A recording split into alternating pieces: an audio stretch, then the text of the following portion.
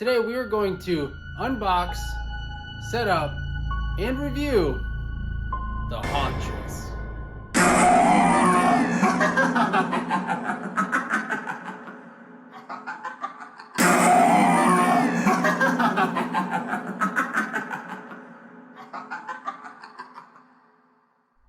Welcome back, and if you're new here, my name's Jordan, and welcome to my flippin' life. In this box we have the Hauntress. She did not come with her original box, but me personally, I don't really care. I'm probably gonna throw it in a different box. This one's a little too big just because of my storage space. So I did pick her up online. She was about, I think I paid about 105 or somewhere around there, 100 bucks or so. I've been after this prop for a couple years now, because I know 2 years ago when I went to Spirit at the 50% off sale, I didn't get there as early as I wanted to, and literally as soon as I walked in the doors, somebody was just carrying her in their arm right out the door. I was like, dang it.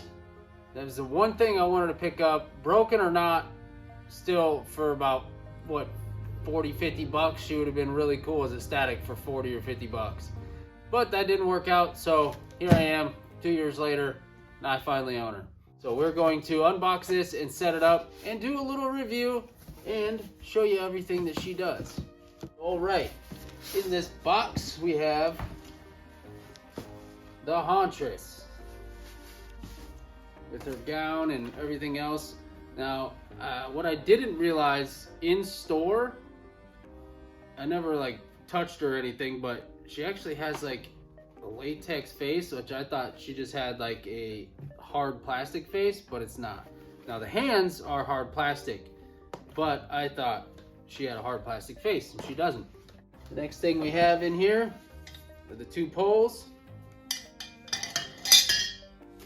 And then I have the base and all the electronics. Now, this one is all saran wrapped up, which is pretty cool, so they actually took some time and effort.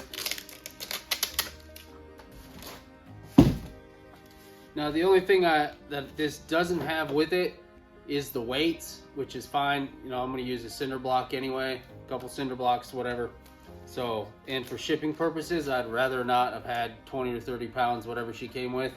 I would rather not have had that in there because shipping would have been outrageous. Give me a pair of scissors here. Be sure not to cut any wires. I'm gonna cut that all off. Get rid of that.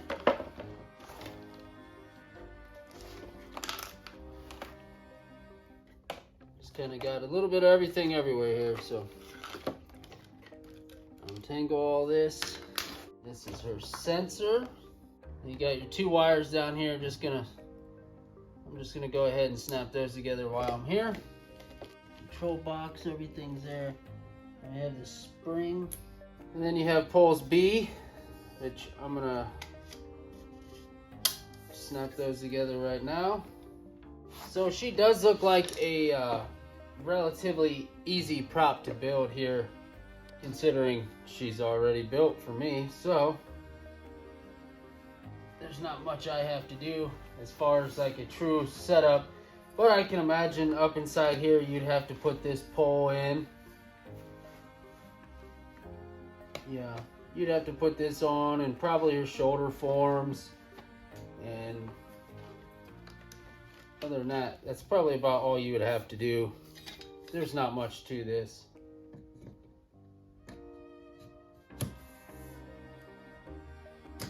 Like every other prop, everything snaps in. This bottom one's got a screw. Take that screw out.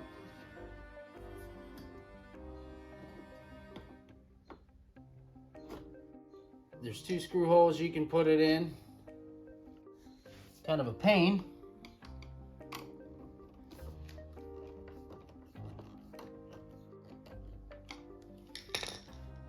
Alright, so we got her all put together and set up. She was a lot easier for me than it would be brand new in the box. But most of us aren't going to be buying them brand new in the box anymore. but she was easy for me to set up. A few of the things were confusing because I've never set this up before.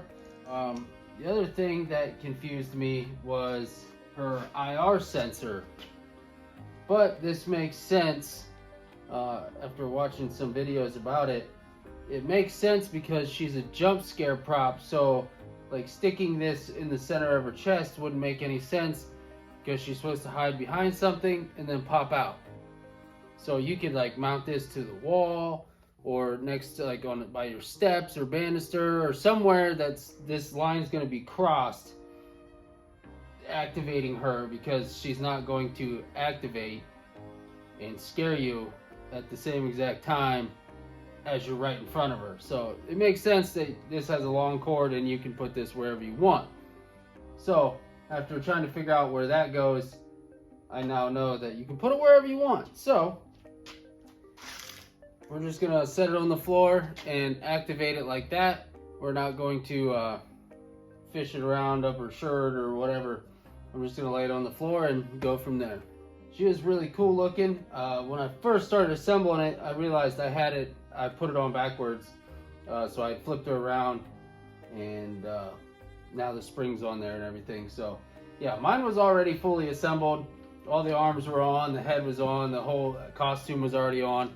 So I didn't have much of a build, so it's not much of a setup, but I still had to set up a little bit of it. So I apologize that it wasn't a completely instructional A to B setup, but here's what it is. But I'm going to hook her up, and we're gonna activate her and see what she does, and then do another review on her. Let's get her plugged in.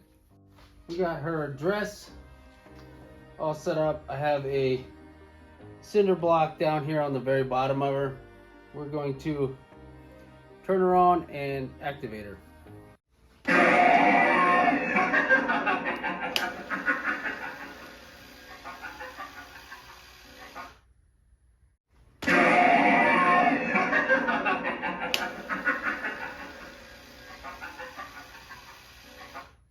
Well, that's good enough for me. I think, well, she makes like a tick noise there, but whatever, she works.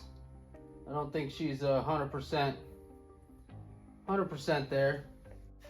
So there we have it. That is the Hauntress, and I do like it. It's super creepy. Even though, like I said, I'd say it's working 98%. I don't think it's too bad, but she is really creepy. And I think she's going to be an awesome fit for the haunt this year. And this thing is definitely just really creepy, and I have a really good spot for her. So I have a lot of good jump scares. So this year should be really fun now with the addition of the Hauntress. She can be popping out of some corn or something, whatever I end up deciding for sure. But this thing is absolutely really cool. Even if it ends up completely breaking, it's still a really cool static prop. But she's still working.